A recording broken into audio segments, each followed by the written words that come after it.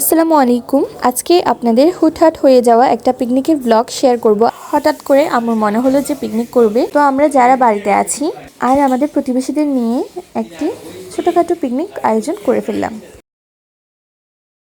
ওয়েদারটা খুব ভালো ছিল, পাশাপাশি মুডও ছিল আমাদের যে কোনো কিছু একটা করার।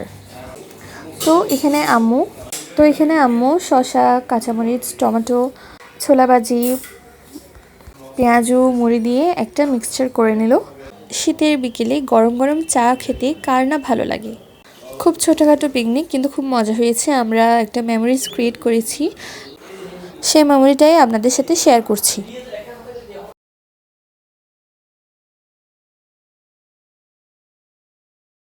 শীতের মধ্যে পিকনিক, বারবিকিউ পার্টি, আউটিং করতে খুব ভালো লাগে।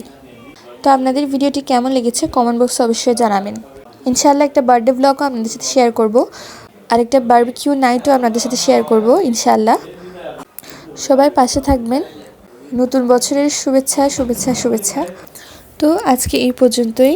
আল্লাহ হাফিজ সবাইকে। এই ব্লগটি সম্পূর্ণ দেখার জন্য আন্তরিকভাবে ধন্যবাদ।